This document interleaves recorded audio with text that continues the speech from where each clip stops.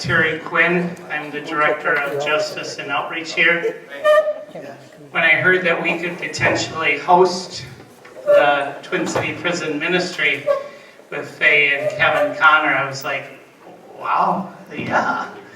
So just a little bit of my background with prisons. There was one time in my career where I was able to go into all the prisons because I developed all their new filing systems.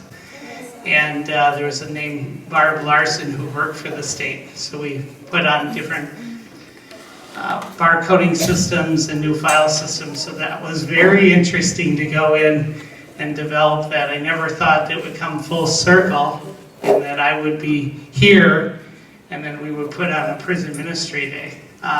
As you know, it's not just all inside. It's pen pals and many other things. But just seeing all the stuff behind all the work that Kevin and Faye have done, it's quite remarkable, and I'm just really blessed to be involved with them.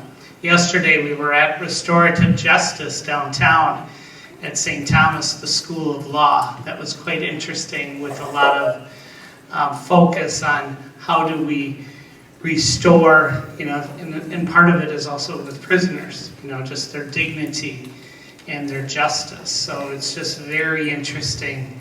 A lot of things, do come full circle, and, putting on this day, we feel blessed here at Guardian Angels. With that, I give you over to Mr. Greg Eaton.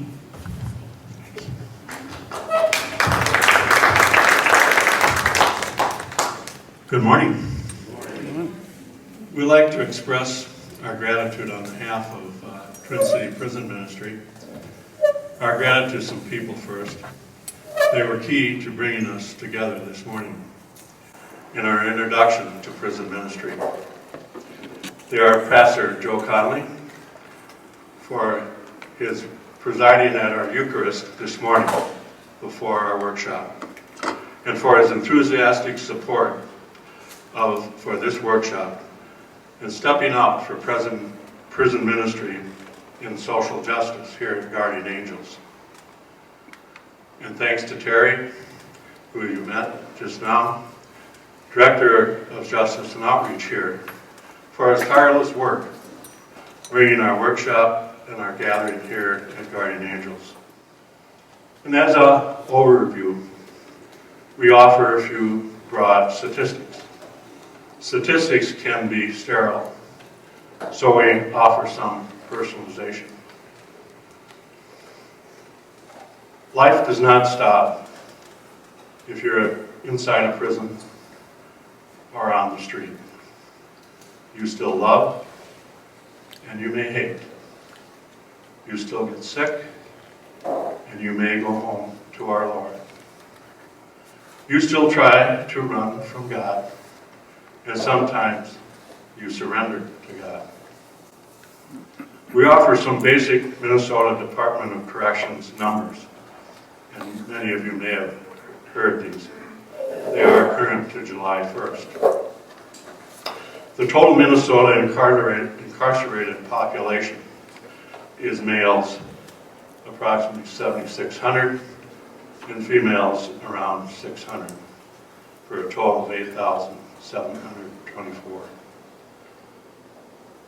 Was one of these numbers the inside achiever who on the closing of a retreat said, "My father walked away. My mom never loved me." This is the first time this weekend in 19 years that I have ever felt loved. Another number of lifers in Minnesota is 625. Was one in that number a lifer who said, "I have been here for 19 years and I may never leave." Then he slammed his fist on the table and said, "But no one can take my redemption from me." He is now a leader inside in the community of the faithful inmates. 95% of offenders will be released in this state back into the community. 34% of offenders will be convicted of a new felony or gross demeanor. However, repeat offenders in 1992 was high at 59% versus 34 today. And then almost 6% of offenders will be reincarcerated for parole and probation violations. Violations such as driving under the influence, disorderly conduct, and weapons violations. Are these statistics reason for hope that some of them are lower today? But do they validate some of the reasons for serious efforts for restorative justice in our communities and much stronger mentoring programs? And this data from the Bureau of Justice Statistics in 2005, more than half of all incarcerated and jail inmates have mental health problems. And that is shared one for one in the homeless community. Was one of our people in that statistics. He was having problems returning for the second day of a retreat and was separated from the general population because of that, until a chaplain and others worked for him to return to the retreat. Today, he is attending prayer service to this day and leader in his cell block. And finally, over 1.75 million children have a parent in prison in the U.S. Was one of these children the daughter of an insider we prayed over in the closing session because he was attending a hearing that week that might take his daughter from him. After one of our conferences, we were all thinking out loud, which is quite characteristic. What would motivate a person to step outside their comfort zone and invest their time on a Saturday morning to learn about and explore prison ministry?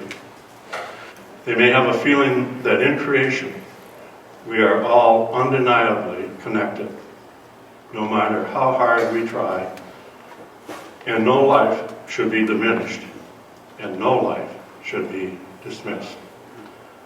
Today, we hope to clarify some of the complexity around prison ministries and to help you see past the stigmas that surround us and the people we serve.